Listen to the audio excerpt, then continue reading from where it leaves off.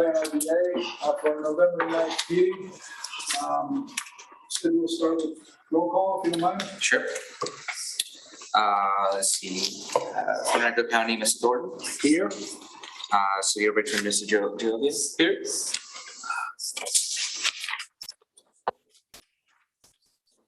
Westbrook County, Mr. Davey. Here. Hanover County, Mr. Waddell. Here. Community Manager, Planner VA, Rashana. Here. And Marco Vita. Yes. In the package, there is a statement regarding virtual meetings for Plan RBA, but to our knowledge, nobody has asked to join virtually today other than our special guests. So with that, I will, Martha, turn the agenda over to you. Great. Our first presentation. Great. Well, yeah, thank you. I'll just note that the minutes from the last meeting are in the packet. I don't think the committee needs to take action on those, but they're there for reference in the record. I'm really excited today to be able to have the team from Brand Federation with us. I think that they're going to probably do a round of introductions, but Kelly and Ryan and Frasier and Rachel are going to be taking over in a moment to be able to talk through the process for the brand strategy project that the committee recommended and the executive committee approved back in October. So since the committee took action in October to approve moving forward with this task order, we've signed off on that and we've given them the notice to proceed. You have been communicated with to be able to participate in some interviews. And so one of the things that we're trying to do is to create an opportunity for committee members, leadership of Plan RBA, leadership of CDTA, and leadership of the Richmond Regional Transportation Planning Organization to have candid conversations with the team from Brand Federation. So some of the discussion we want to be able to do at the committee level for efficiency's sake and scheduling, but also I think that there's a desire to want to be able to have those candid conversations in a one-on-one or small group fashion so that that you can be as open and direct as is needed. And so I'm going to turn the agenda over now to the Brand Federation team to walk us through a presentation that they've put together, and then we'll have the opportunity for Q&A and discussion. That's great. Thank you very much to the committee and to Martha. We're thrilled to be able to talk about our work. We are branding geeks, so it's not often that we get a chance to just talk about branding. And normally we're spending our time talking about you, but today I'll start with just a little bit about us and the effort. First of all, you've got most of the team members here. I'm Kelly O'Keefe, and my history is not only as a managing director of the Brand Federation and someone who's worked in branding in this region since, well, a very long time, way back into the 1980s, but also as former managing director and professor and founding board member of the VCU Brand Center, where I've been fortunate to work with a whole lot of different causes and efforts in the area. I'm here today with Frasier Armstrong, another leader in the branding community. And many of you know Frasier through some of her great work in the Richmond nonprofit and public sector community. Ryan Chandler Dovis, who heads up the research and strategy work on this, along with Frasier, myself, and Ryan is one of our managing partners at the Brand Federation. She's also an alumni of the VCU Brand Center, where she was taught by the best. And we also have Rachel Street, another alumnus of the graduate program at the VCU Brand Center, who's working together on this project. We're working on this in partnership with Hodges Partnership, including John Newman and many of his team members. And this is just the core team. There are other members working on this project. I want to talk just a bit about our experience. You may not know our name, but you certainly know our work in the community. We've worked with most of the region's large companies. These are just some that we've worked with in the past 3 years, doing the rebranding of Dominion Energy, working with Estes. We've worked with Thalheimer Realty on all of their branding initiatives over the past 20 years.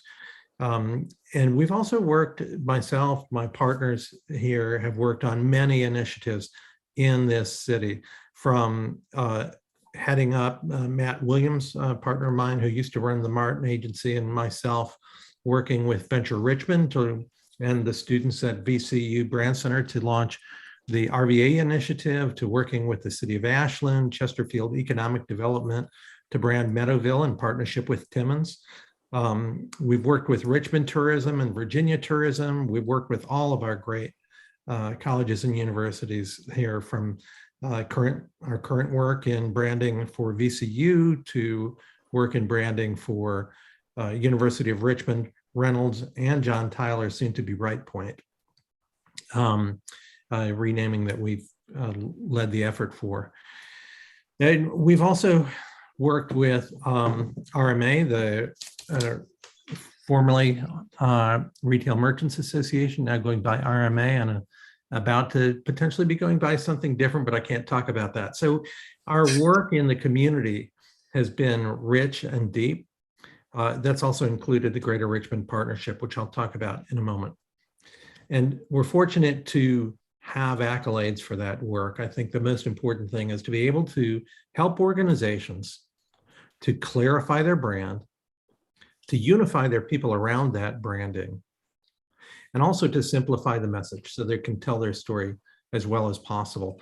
And some of these accolades from our clients are testament to that, but we really love the work that we're able to do in and around our community in Richmond. Now, I want to talk not about us anymore, but really talk about branding and what we're talking about, because we're not here to create a consumer campaign. I love this quote from Patricia Tan, "A strong brand is useful in development because it provides the context within which the entire enterprise of the organization is understood. In development, assiduous brand management helps an organization make a compelling case for itself." In many ways, that sums up our challenge today, which is to provide the context within which everything that Plan RVA does is understood. It's not about the things that you do, but the context which helps people to understand why those things matter, how they impact the community and the partners that you work with, and how you deliver on those promises in a key way. And when you put it all together, our goal is to help the organization make a compelling case for itself to those who matter most, your stakeholders who matter most as it relates to your future success. Now, branding isn't a slogan. It's not a tagline. It's not a jingle. We're not here to create a new logo, although sometimes those things come out of our work. It really is evident in your presentations, your speeches. It's evident in the newsletters and the proposals. It's evident in the social media and the dialogue that you have. And the key is that in a world of complex communication needs, it's very easy for your message to be fragmented in a way that nobody quite is sure what the most important aspects of your brand are, unless you've taken the time to unearth that core conviction that drives it all. So our process is aimed at uncovering those simple, provocative truths that drive organizational conviction. Now, you've been through a strategic plan effort, and we've been privy to that work and everything else we can get our hands on as it relates to any past research, et cetera. And we think you've already done the hard work of refining through the strategic planning process how you, as an organization, walk the walk. We've got the easier task to help you talk the talk and help you clarify the language and messaging. And how we're going to go about that task is through a process, and I'm just going to skim over this because we really want to spend more time talking to you. A process that starts on the inside to unearth the truths of the organization by talking to people within the organization and learning more about it, and to articulate the purpose, simplify the message in order to amplify your voice in the marketplace. And we don't mean your voice to consumers. We mean your voice to those stakeholders who need to know and who could benefit from knowing how you add value to this community and all of the communities that you serve. We begin that with internal immersion. When we've already started, we're well on our way. and talking both to internal stakeholders and gathering up all the information we can about your strategic plan and every other aspect of the operation so that we well understand the three key components of the strategic plan and understand where you are going and where you think you add value as an organization.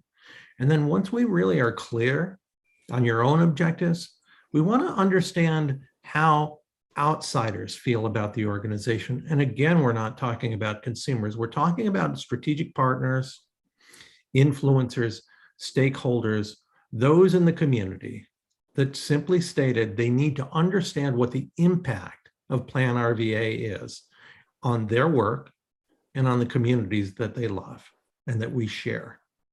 And creating an understanding of how we share these communities is a lot about what Plan RVA is all about, this great interrelationship between the communities. Now, this is a very dry statement of the deliverables that comes out of this process, the clear research synthesis, the brand conviction, things that guide the purpose of the statement of the purpose of the organization. You might refer to that as the elevator speech. We call it a purpose statement because it captures the impact a little bit more.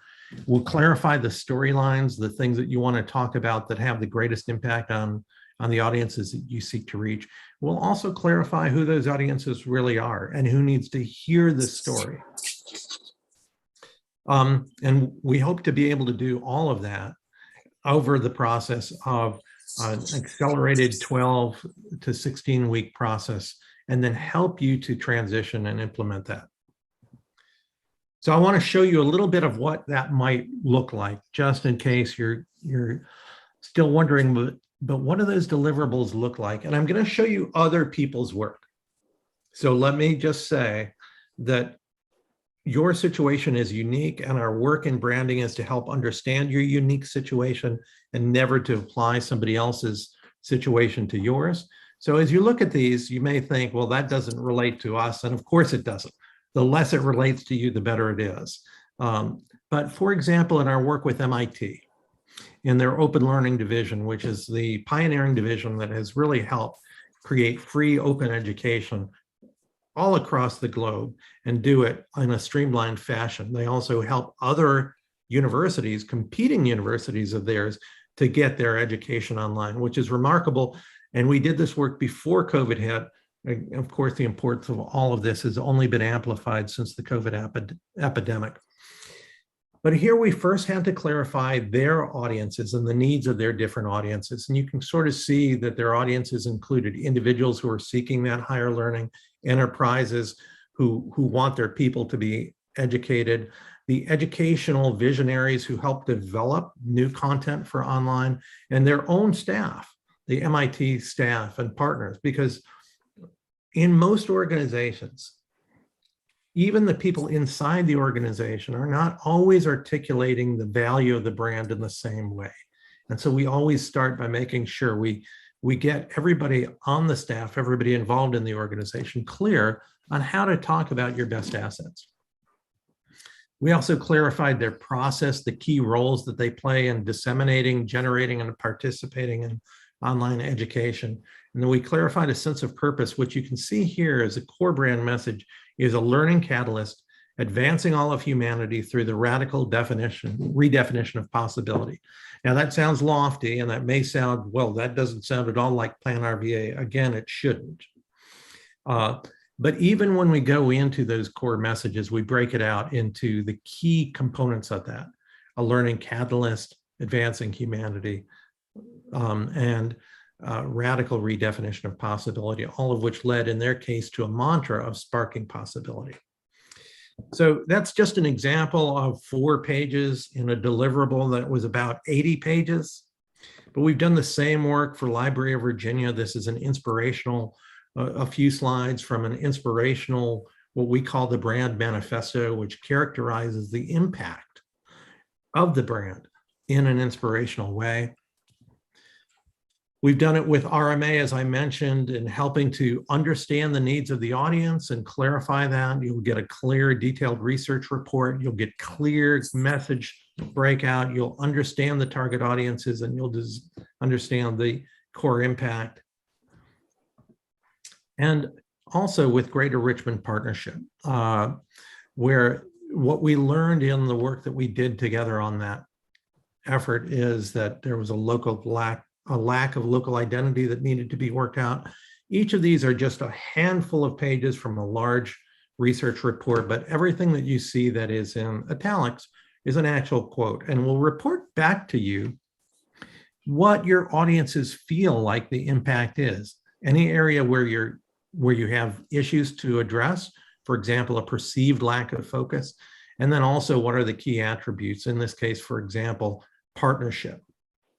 We'll provide that summary, and all of that then leads to things like a clear brand position. In the case of Greater Richmond Partnership, prosperity through partnership really rose up. The Greater Richmond Partnership and its partners collaborate across multiple borders to define industries, to promote the kind of sustainable economic development that leads to long-term prosperity for our communities and for the people who live there. And that led to creative work that expressed prosper here as their central message. And of course, that led to everything from updating the website to updating their external materials. But that's just the stuff that came out of the project. The real impact is measured in whether or not it helped the organization. And so we'll go back to a few client quotes. For example, Greg Wingfield, who was the outgoing president and CEO at the time that we did that work, just like any other organization or business, we have to assess our outward appearance and make sure we're presenting ourselves in the most effective way. And one of the chair of the committee for the branding effort and Hanover County Supervisor, Angela Kelly Wysick, said, we need anonymous, honest feedback, and this exercise accomplished this perfectly. Every facet of the brand was built upon this positioning. I love that she expressed the importance of getting that anonymous, honest feedback, which is what we've already begun with. And then Barry Matherly, who came in and now is already gone again. He's up in Detroit these days. The new partnership will propel us into the future as a new era for the partnership begins. So I sped talked through that section so that you could hear not just from me, but from my colleagues on this call, and so that we could answer any questions that you might have about the process. But we're very honored to be able to work on this. We're impressed with the work of Plan RVA and the incredible opportunities for regional partnership that you're pursuing. And we hope to help give voice to the work that you've worked so hard on.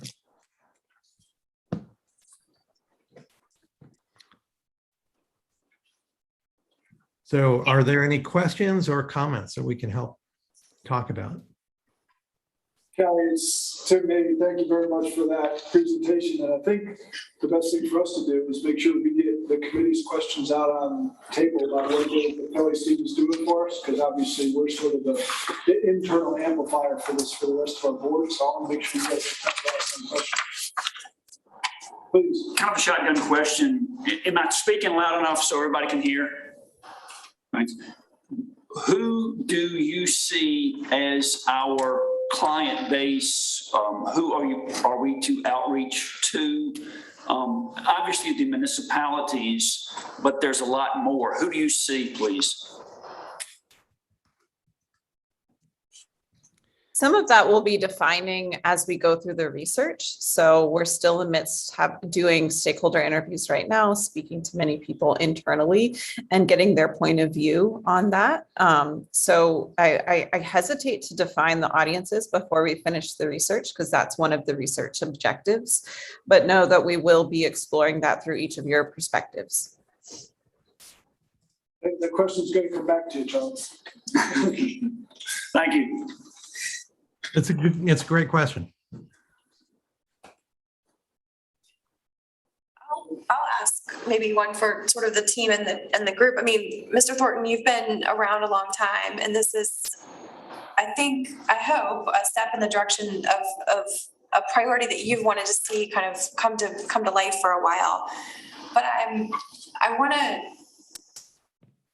have the committee and the team think through how, at the last several TPO meetings, and the last several CVTA meetings, we've had discussion about, we need to get the public aware of what we're doing, and so I think back to that question, part of that is, this is not a consumer campaign, but at the same time, it is important for the public to understand what is happening and how investment priorities are made and things like that. Do you feel like where we're going with this is moving us in that direction?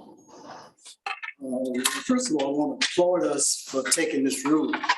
Of course, when we talk about trying to identify the public that we're going to have, which is very important, I think a prior step, though, is to make sure that the elected officials understand the new vehicle that we have. And I think that's what should be one of the first things you put on the table. We've been talking about this a long time, but we got to have the cooperation and input and trust of our colleagues for them to use the tool, because if we have a brand new tool, it is not fully used and exploited, it does not help.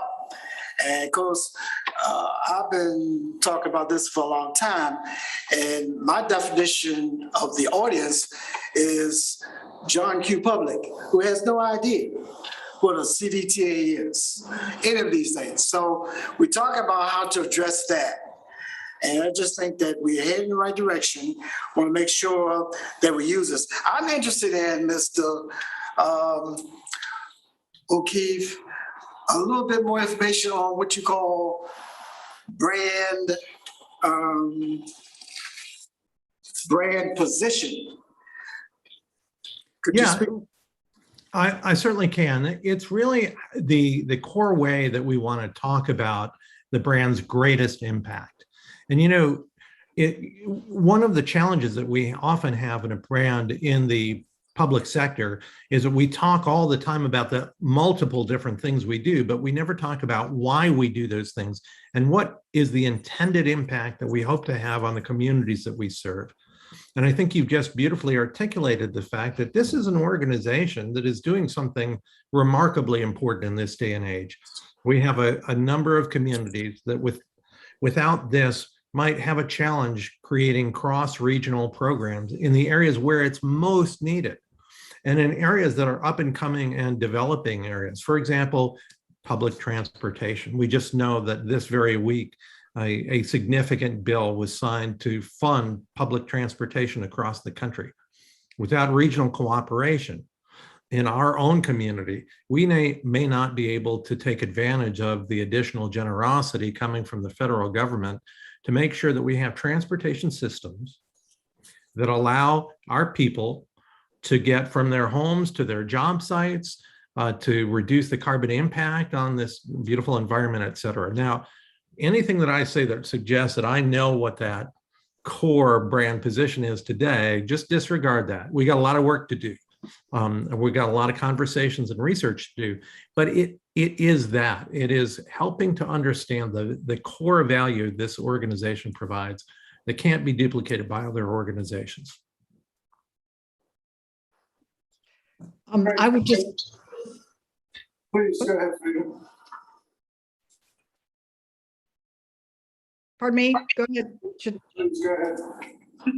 I was just going to echo that sentiment and Mr. Thornton's, that what we really, really want to deliver and what we're working on, as mentioned earlier, interviews and uncovering research and things like that, is to indeed make sure that the folks who are closest to the work understand how to talk about it passionately, and in a way that ultimately gets to John Q. Public in a way that connects your public to the work you do, especially now with all of these new opportunities that are coming down the pike. So the question around audience and who needs to know and helping them frame the story around Plan RVA, I think is spot on, Mr. Thornton, in terms of the sort of the folks around the table first, and then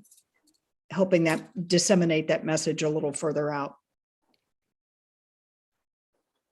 Right, I was gonna ask the question sort of at the outset. Do you feel like CVTA needs its own brand, or is that as a responsibility of Plan RVA with a very strong brand, is that acceptable?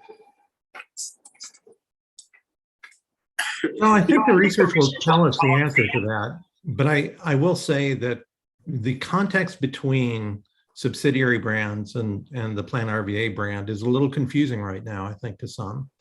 And so that's counterproductive. If people don't understand the interrelationship of those brands, then it creates added confusion, and added confusion dilutes the impact of the organization.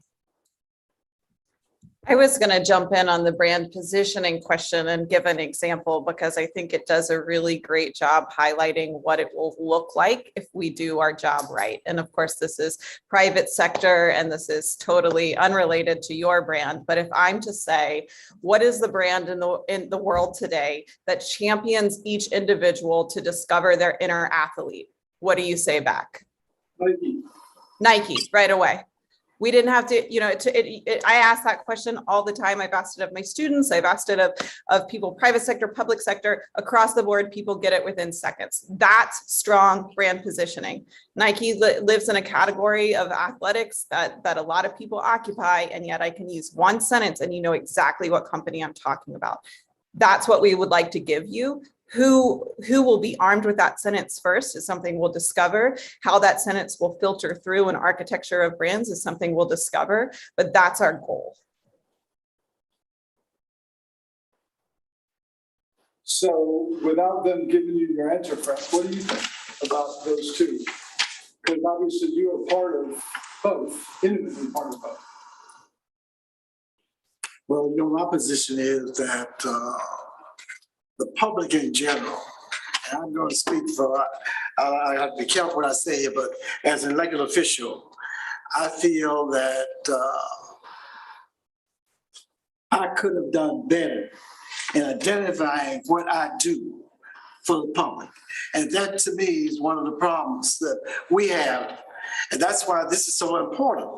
So when you're talking about which one is important, each image, each one is important, but we got to make sure we separate the differences so that people know.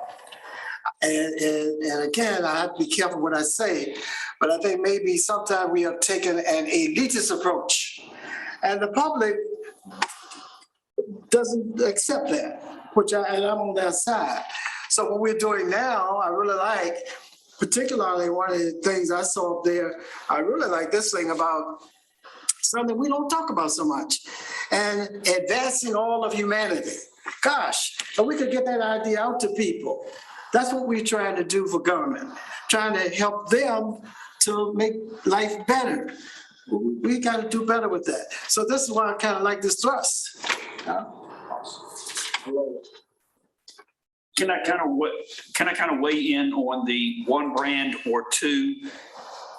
I'm familiar with CVTA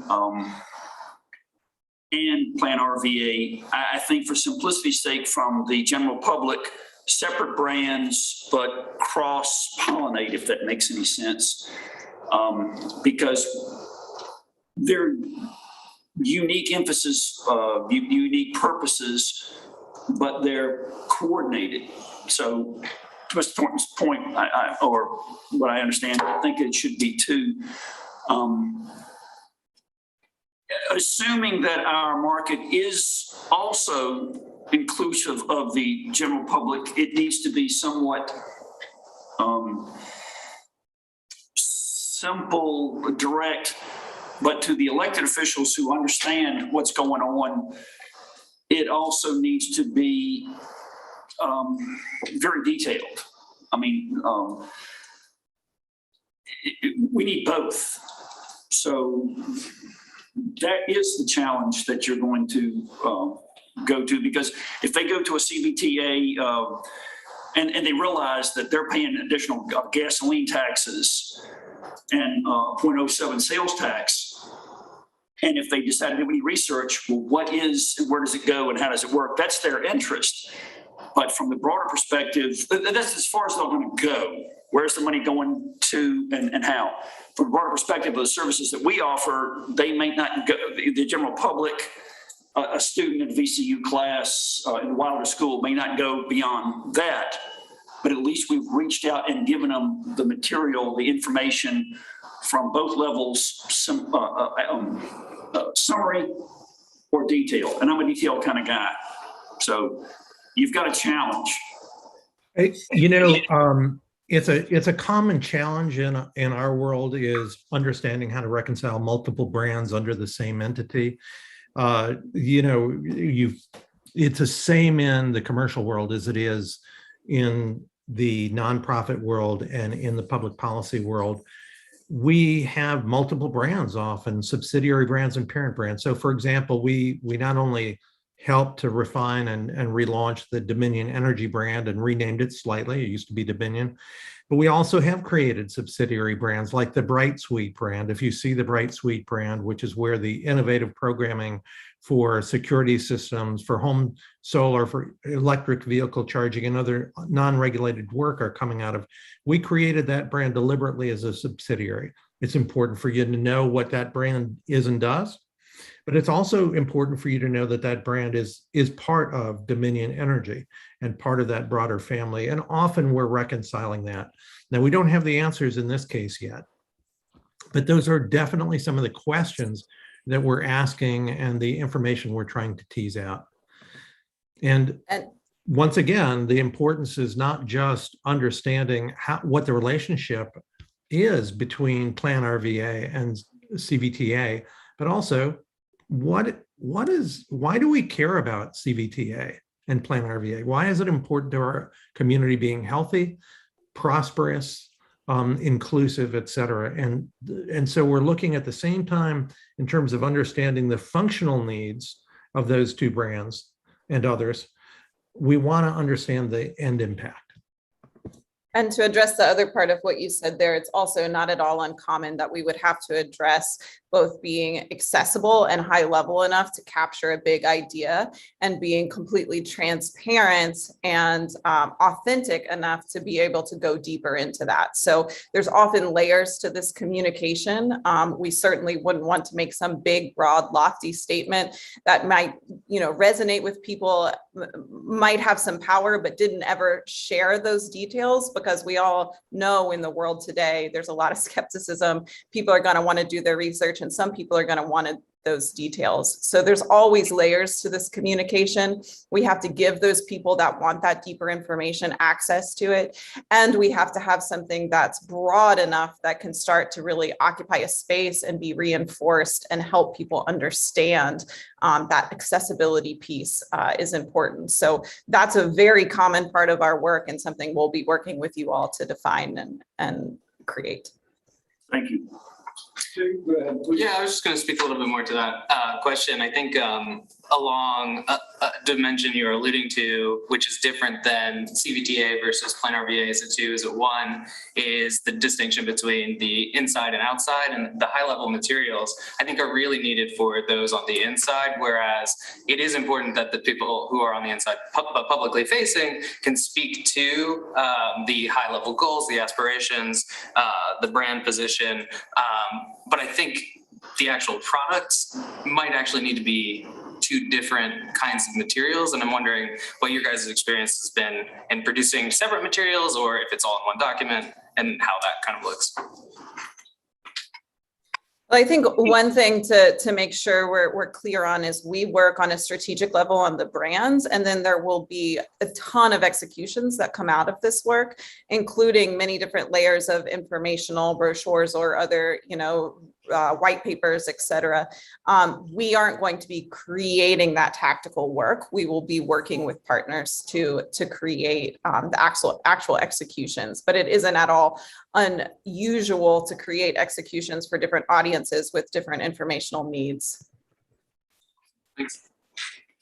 I would just add to that too, in terms of the determination around a brand, two brands, product, parent company, so to speak, that some of that will come out in our interviews and conversations with folks will determine sort of a level of awareness and interest in, the product and how it intersects with, the CVTA, how they feel it intersects with Plan RVA. So I think there's sort of a building of our knowledge base around how your public is prioritizing those two entities. If I may, and I don't want to spoil Sid's part of the agenda, but just in front of you, you have this copy, and I'll make sure those of you online have access to this as well, but this is our newly printed emergency preparedness guide. The goal of this document is to be able to put information in the hands of the general public, to be able to be thoughtful about preparedness at home. And so it's intended to be a resource document. It's intended to be a guidebook, provocative in the way that we want people to fill out that back page with their critical information. We want them to grab a document bag so that if they need to vacate their house, they can, collect the items that are in that document bag and take it with them, to have a sense of what resources are available. This is kind of an example of that final executable, if you think about it that way, of the call to action here is prepare. Sid, help me, prepare, share. And be aware. Be aware, prepare, share. And so, the idea is take the information, absorb it, put it into practice in my household, and then share with my neighbor. That's our call to action. But one of the things that we took great care, and I think that this is part of the discovery process to evaluate whether this is the right direction, is on the front of that book, we have, this is a document, is a product of the Emergency Management Alliance of Central Virginia. But we included in there supported by Plan RVA. And so we want to be able to articulate to the public when they see that supported by Plan RVA, oh, this is valid. This is supported by our member local, our regional local governments. This is legitimate. This is a bona fide resource that I can trust, And so that's part of, I think, what we're trying to do in building legitimacy. Switching gears, when we think about the Don't Trash Central Virginia campaign supported by Plan RVA, we're trying to sort of, I think, pull that thread through to weave this legitimacy and consistency through these different initiatives that we have. The next item, our long-range transportation plan, also newly printed, that was just approved in October. The TPO logo at the bottom, it has that supported by Plan RVA at the bottom. It's not that we're trying to get Plan RVA's name on everything inappropriately, but I think the idea is to kind of be able to walk that tightrope of the TPO is a separate entity. It has a specific and very, very directed focus. But depending on what your interest is in the TPO or the CVTA or the Emergency Management Alliance, who do you contact for information? Well, all of those, behind the scenes are our staff. And so we've dealt with that now for a long time of trying to sort of navigate that. And how do we clearly articulate to the public those relationships? But then, the value proposition is, frankly, I think for Plan RVA, we're the backstage people that make some of these outward facing efforts that real people out there experience on a daily basis or on a periodic basis, happen. So I do think it's complicated. And I think part of what in the survey that was sent out yesterday and in the interviews that you'll be asked to do is to really help kind of tease out, is the way we're doing it right now a good way, or could it be improved upon? And how do we give that feedback to this team so that they can, tell us what to stop, what to start, and what to keep doing? And I think about some of the product in kind of in that way too. So. We do other things on the agenda. One last question for our guests. Go ahead. Okay. Martha sort of segued into the tactical side of things. And you mentioned, I think, Ryan, if I've got the right person, mentioned that your work product is from the strategic level and you will have partnerships working for the tactical. Is that a phase 2 or is that a second part of the deliverable? More information on the tactical side of things. please.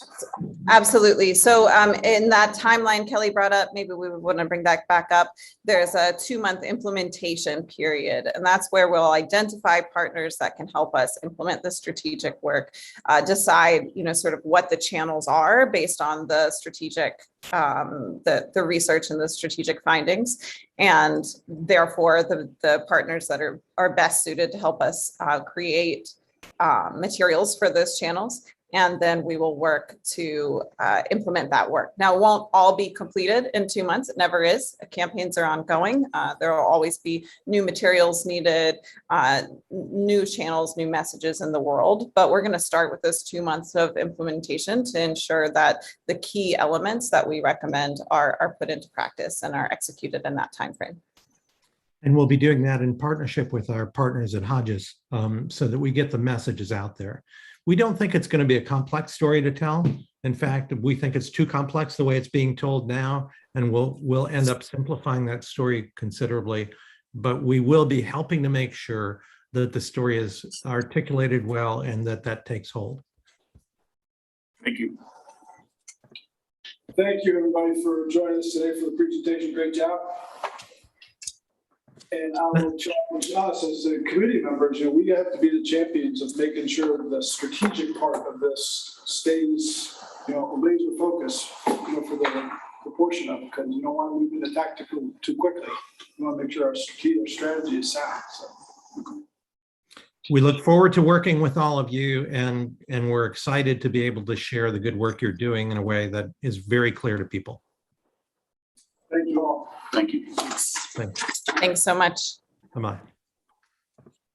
Next, any agency updates? Yeah, so I'm going to dive into some tactical things because while we're building the strategy, the reality is our agency is operating and functioning. And, so we've been, I think, as every organization has over the last 18, 24 months, navigating kind of a new environment. So I wanted to just tick through a couple things to hopefully be able to brief you on where we are, but also to be able to get you to challenge me to think about this in context of the strategy that the committee is overseeing.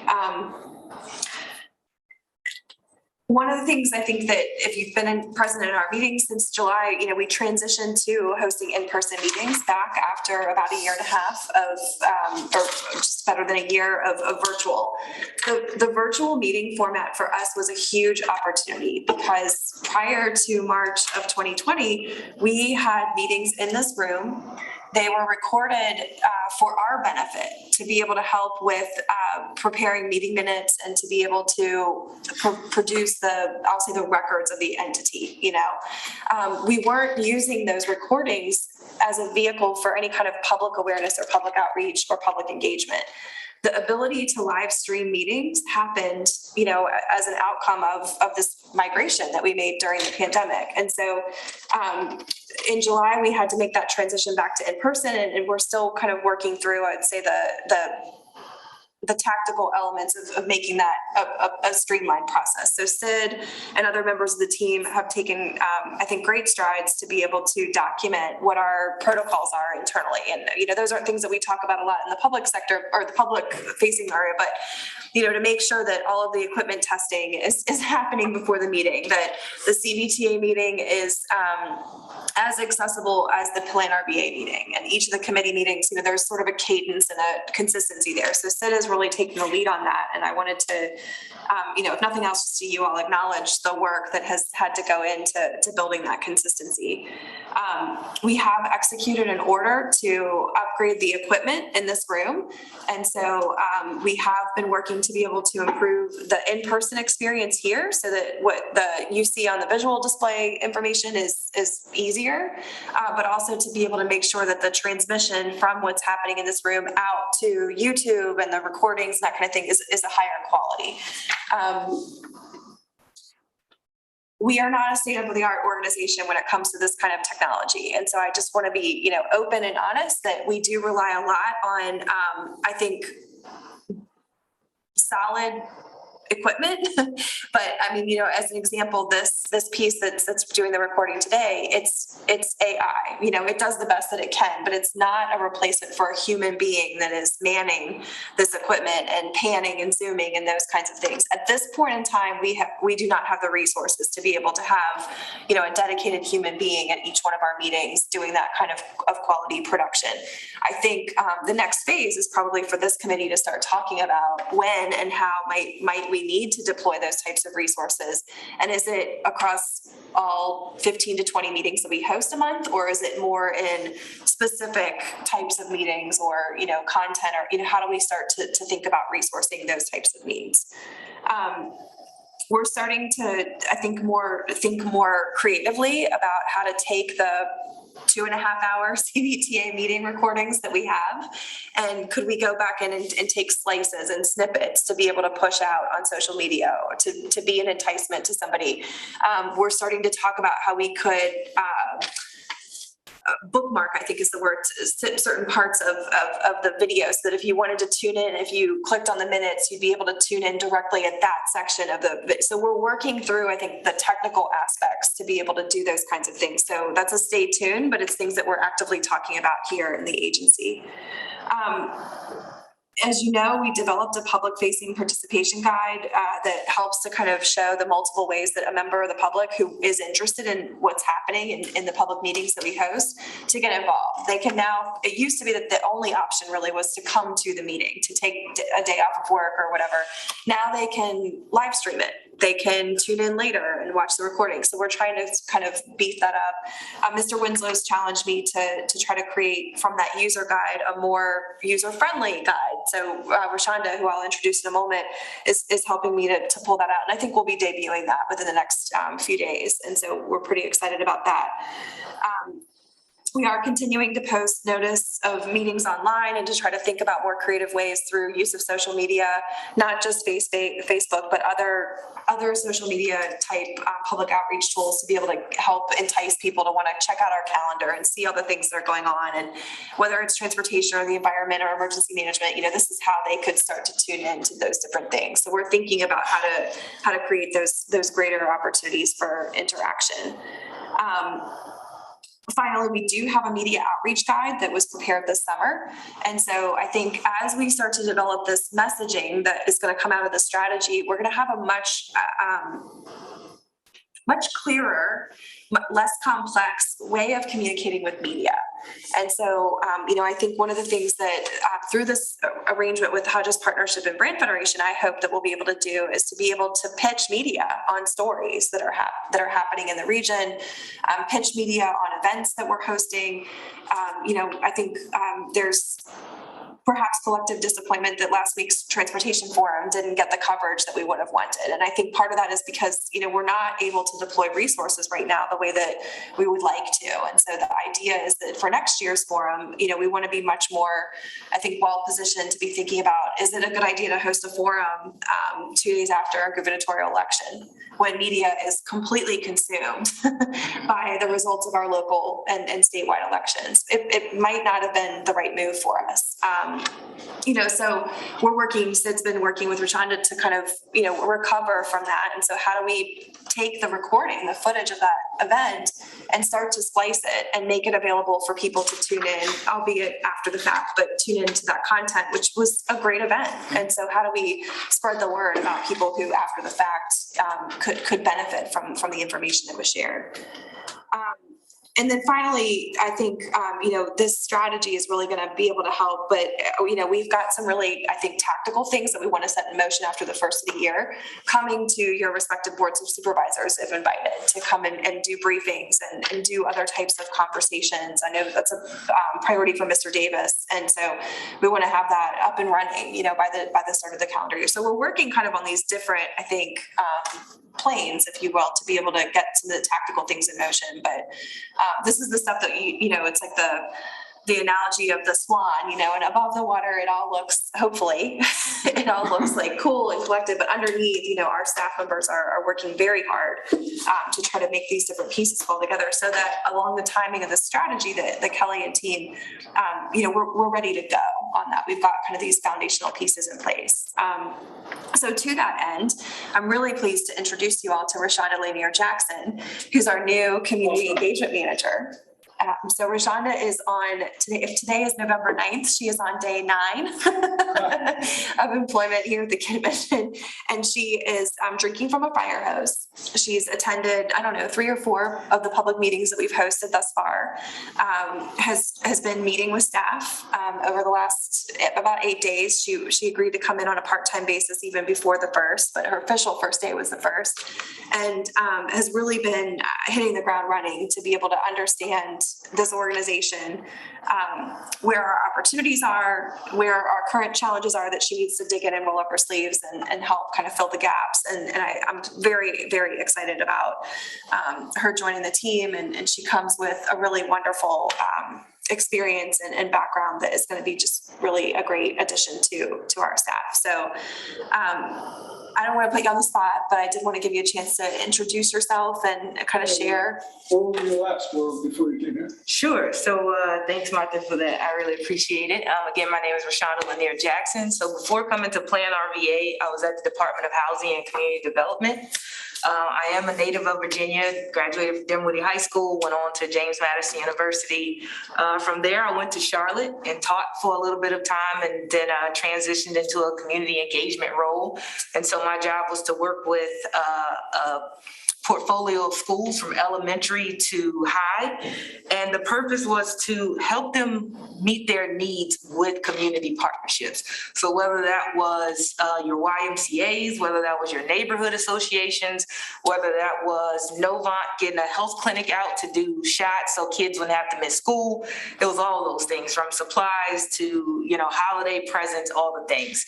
And while I was there, I knew as a teacher the great work that was happening within those schools, and also the great work that was happening in the communities, but they weren't necessarily communicating. And so I went to grad school at UNC, wanted to understand how do you turn around low-performing schools while also turning around low-income communities that house those low-performing schools.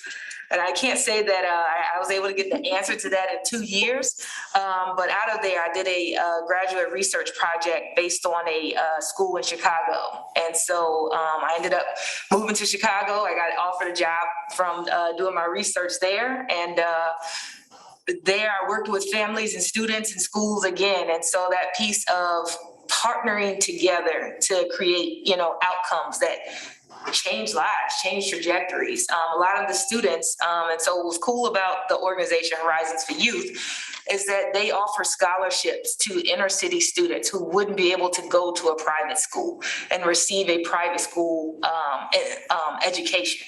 And so, a lot goes into that from the school standpoint with they have a new demographic of students that they're not used to educating.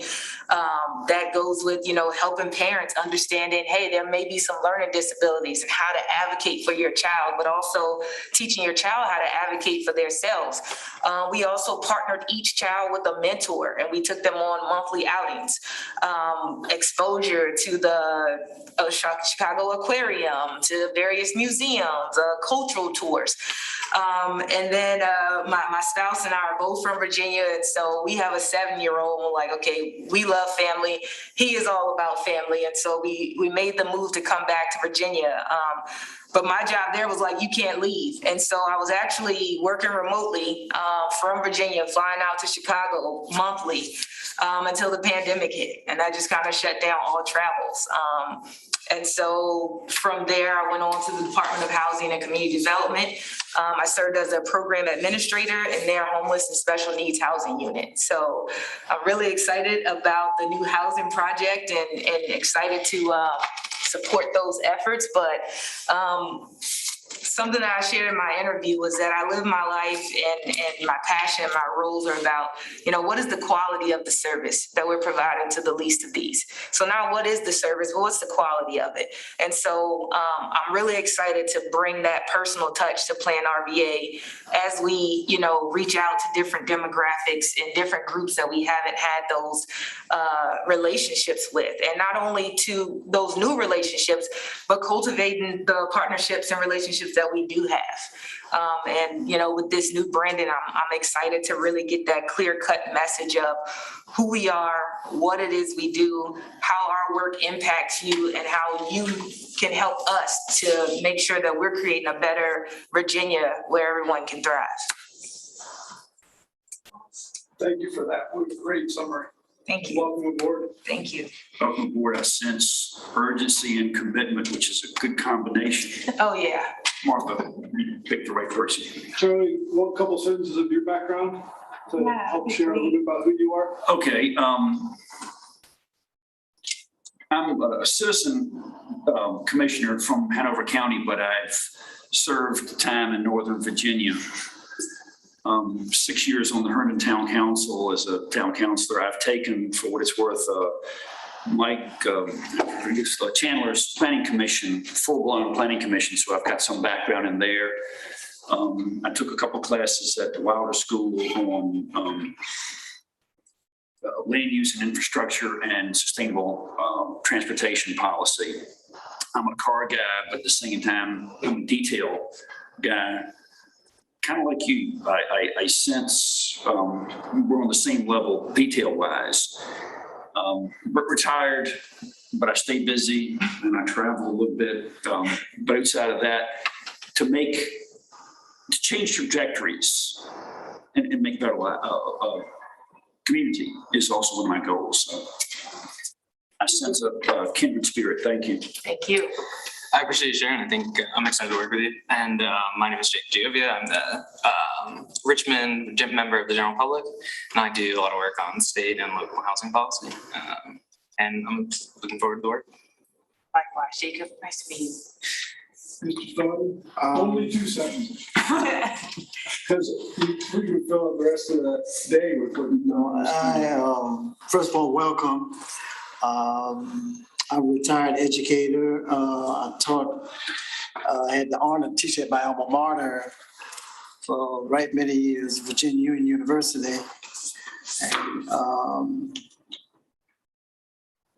I was one of the first African Americans elected to the Board of Supervisors for Henrico County. And I've been in office since 1996. Seen a lot of things. So I believe, as my colleague, Mr. Wardell, community is so important. So if we have any expertise at all, we must all kind of join together and see what we can do to help in the role of pushing up humanity. So, and I like the things that you just described as what you've done, worked before. Housing is critically important and how people are treated, all of that. So I hope that I've been a part of some of that. Thank you. And I'm sure you have. I should start because it's hard to follow Frank. With Timmons Group, we're a civil engineering firm. So we're off a public work, so in all of these jurisdictions as clients of ours and a lot of private development work as well. I lead our urban practice and our economic development practice. A lot of the either urban projects that are redeveloping the area or the economic development projects that are being brought to the area is sort of my specialty. So welcome aboard. Thank you. I should have mentioned my master's is in urban and regional planning, so I'm another planner. So you're not new to this. And Mr. Chairman, if I may, I left out one factor. When I taught at Virginia Union, it was French. Wow. Okay. You better brush up on your salutations. Ooh. So we move Sid, go on to item 4. Sure. More things. Yes, I mean, Martha kind of touched on a little bit on the Sorry, transportation, not a problem. I mean, that I was going to refer to her on a lot of the details, but as you can see with our transportation side of things, we've finalized and adopted the Connect RVA 2045 plan, and we have started to make plans to move towards 2050. And so some work is starting to get into there. We've had a lot of progress in our bike ped plan, especially with Fall Line Trail.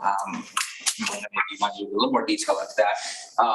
But that's kind of the direction we're at right now, transportation. And then of course, we've had our transportation forum last Thursday, which got a lot of comments and questions that were going back and forth between the panelists and the audience. So that was kind of a great discussion to kind of understand how transportation is making an impact in the region.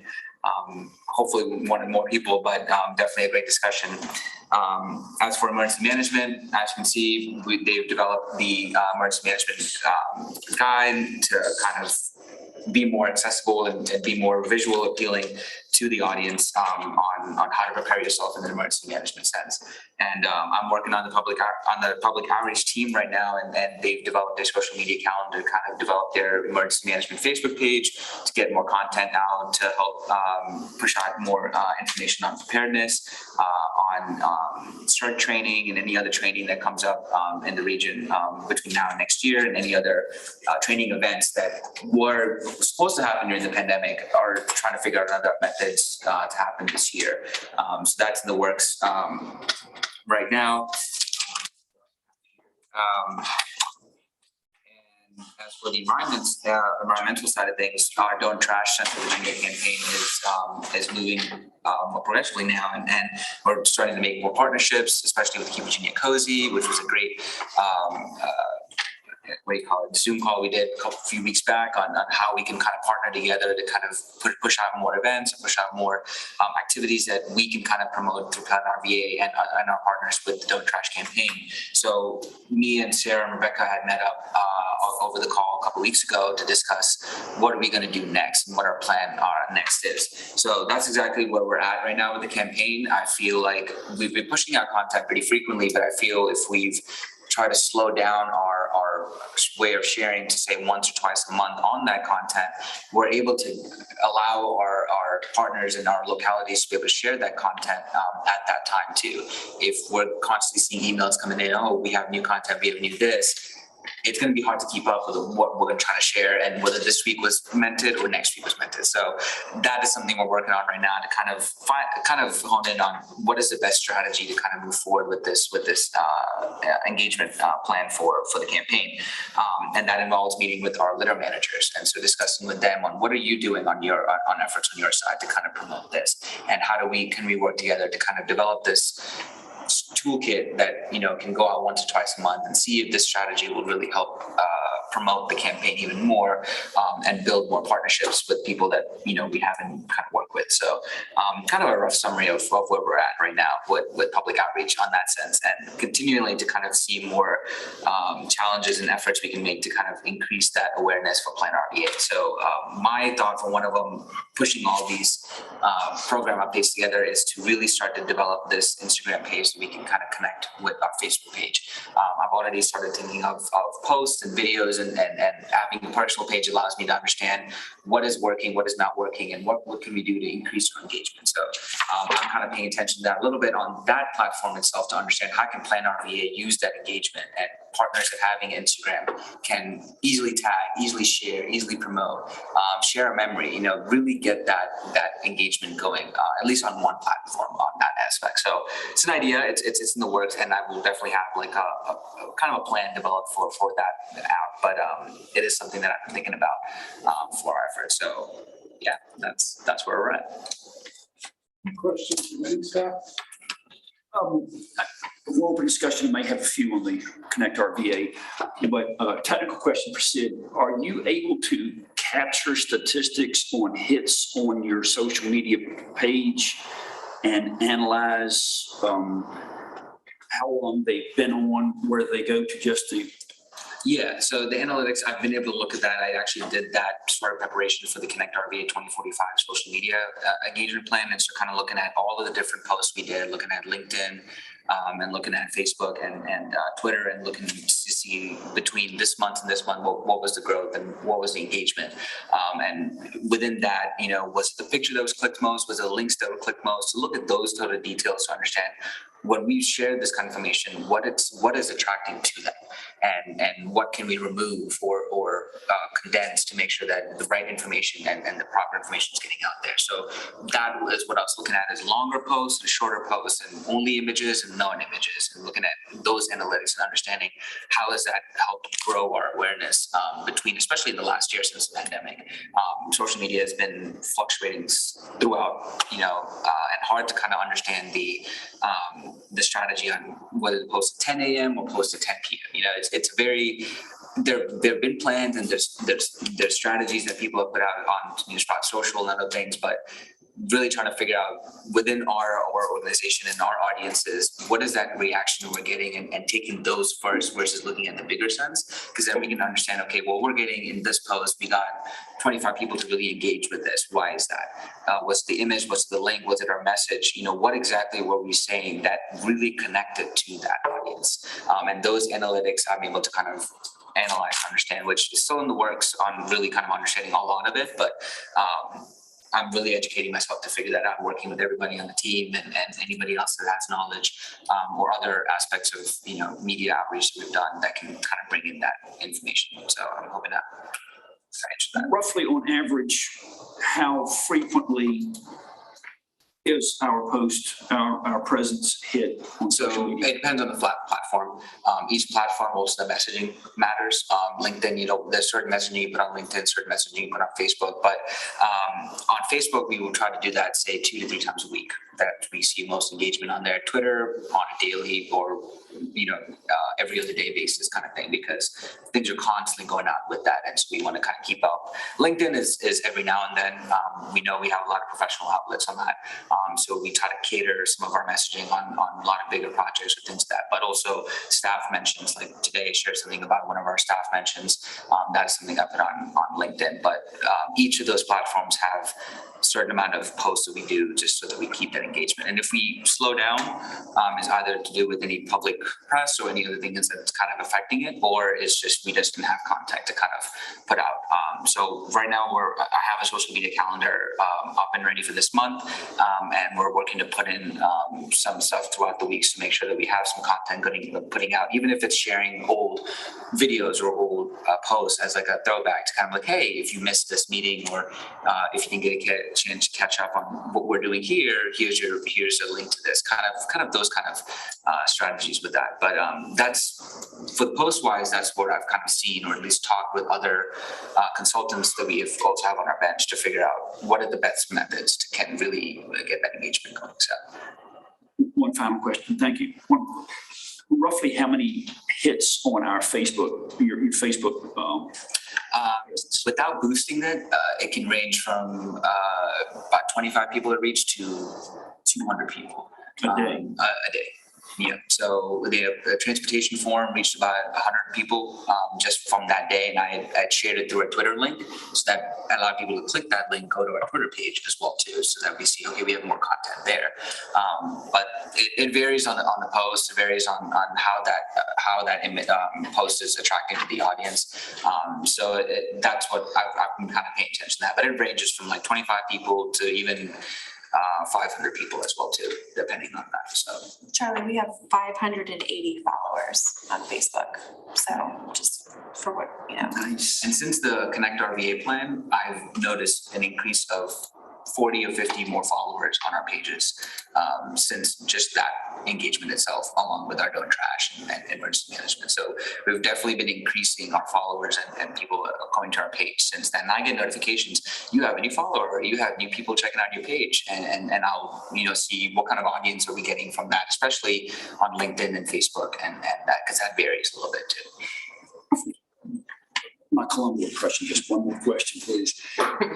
How long on average is somebody that goes to, let's say, Facebook, how long do they stay? A minute, 2 minutes, 5 minutes? That's the attention span is very, very short nowadays. And so that's why the method is one scroll and there's got to be something that pops. So if it's a long description, I've added that on Facebook, but I also try to limit that because I want an image can say a lot. And so if you have a short text and let the image kind of talk for you, then that really, okay, that's an image that kind of pops right on their page. So it depends on how people are attending to the post. They actually read it, they just keep scrolling. I'm the type of person that just kind of keep going until something kind of attracts my eye. And so looking on that angle and also not coming in from any background in here, I'm understanding, okay, why is that appealing to me? Why do I want to know what Plan RVA is doing with this? And so that's what I'm looking at. Okay, so what can I put on there that can immediately capture that eye? Even if you spend 1 to 2 minutes on that scroll. So let me see if there's great question. And obviously, good news is we want to understand what staff is doing. We want to give staff the runway and the resources to do what needs to be done. What's really sort of cool about it is we're not a community that needs to do all the work.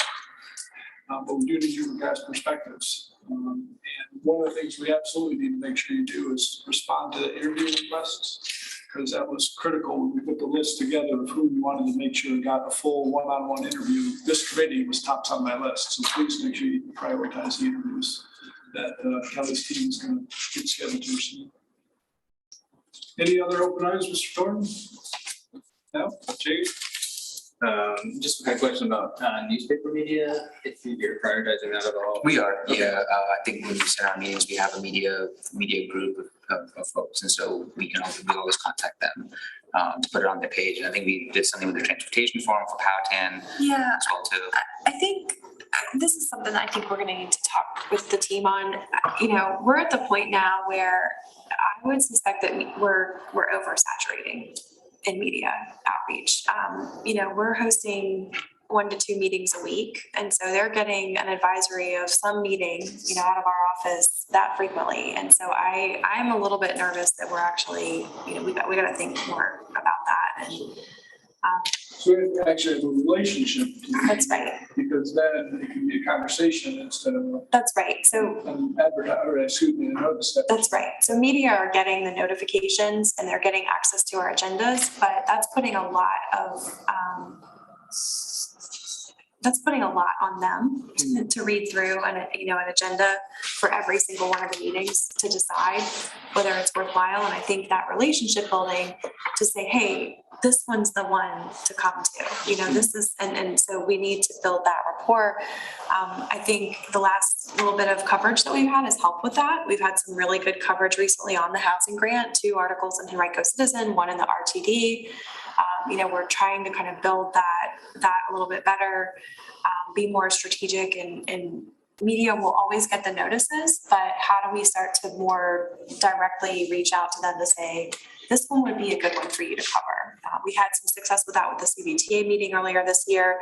They couldn't come to the meeting, but they said, send us the content, you know, we worked with Henrico Media Services team on that, and we had a nice story out of it. I think the coverage is best when we're working with media to help to plan their coverage.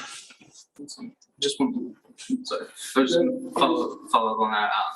What about like placing, like op-eds? So there are, I'm not sure how many elected officials here, but Richmond Times Dispatch can place them every 8 months, Richmond Biz-Sense, Henrico Citizen. I'm sure a number of folks would be willing, and myself included, to not just volunteer other people, but place op-eds for projects upcoming or support things. I was actually thinking about that this morning. I don't know if it was in today's or yesterday's, but the Virginia Gateway region just placed an op-ed about the importance of the Fall Line Trail to the southern part of the region, and it was neat to see that. I think you know, there was another good one from one of our kind of partner peer organizations, and so that's not a space that we've functioned in, to my knowledge, ever. And I think it's something that we need to add to the list of how to think about that and build it into that strategy. So yeah, it's a good. I think it's where we need to go. We're not there yet, but it's what we need to start focusing energy and time on. So our next community, we had scheduled if we moved it for this particular meeting because we wanted to actually sync up with when Brad Federation can get here, but. Yeah, I'm sorry, I should have pulled that up. Let me see if I can grab it quickly.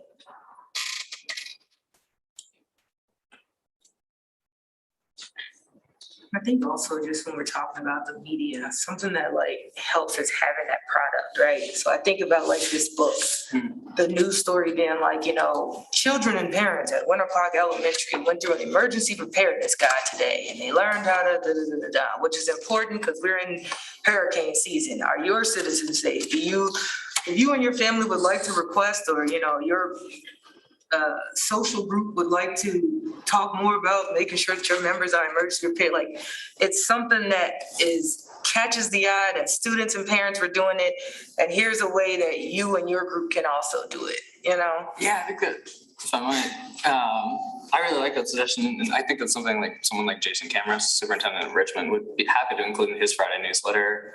Like, we sent this home with families, especially something like this. So I know that.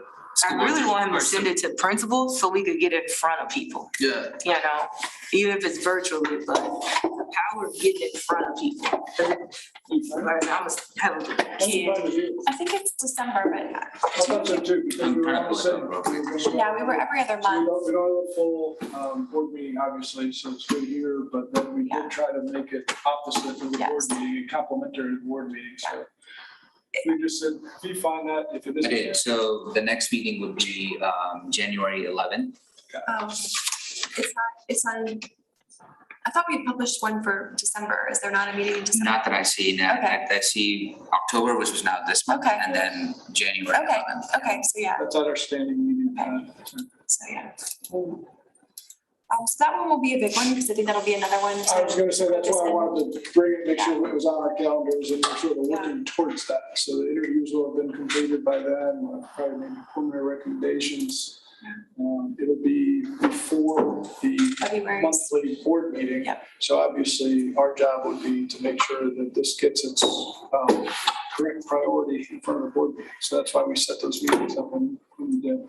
And just for preparation, for December, we're gonna have a little bit of a different meeting.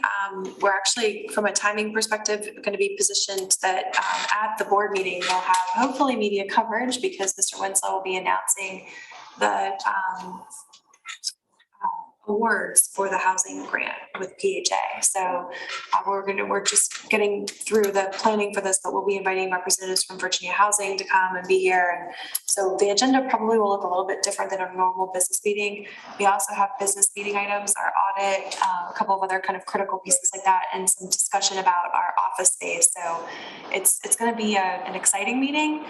Mr. Thornton, it is the same day as the Henrico State of the County address. So I'll work with you to get you kind of caught up because I suspect that you won't be able to make it to the board meeting after that event. So, but it should be kind of a nice way to round out the end of the calendar year. One last thing, because then we need to wrap this up, if you don't mind. I'll do my best. Short story is not my nickname, but Martha mentioned too much press releases. I'm an advocate of if some's good, more's better, too much is just right. And sometimes it works. I assume that the media appreciates and they edit or decide what to. Well, let me clarify. We don't do a press release for every meeting. We do a meeting notification. So they get the date and time of the meeting and the agenda. So I think where we're missing is we need to feed them content. And that's the nice part about a press release, right? I mean, that has kind of a page and a half of double-spaced content that has, it has a story lead. The agenda, they have to sit through that. And I don't know that, our multiples a week of 40-page plus agenda documents, you guys have an easier agenda packet than many of our meetings. John Newman taught me, if the newspaper person doesn't know who you are, what you do for a living, have a relationship with you, Yeah. all that's just counts. And so that's where John Newman taught me, you have to have a relationship with your people. And So y'all have anticipated my suggestion or question, so I'll just let you made the suggestion, so. I'm going to get our team to make that suggestion to us because they're also a bench that has the relationship with all the media. And I think, That's actually why we hired those we're- guys, because they actually know how to leverage those relationships. I don't think we have a shortage of ideas and things that we want to do, but I think having these experts help us prioritize and sequence them in a way that's going to get us kind of the best results is going to be a big part of this too. So, yeah, I think having them help us, where should we spend our energy over the next 2 months? And then what do we do in the third month? And, how do we start to build kind of the momentum here to have it be effective? Your news cycles might figure. Absolutely.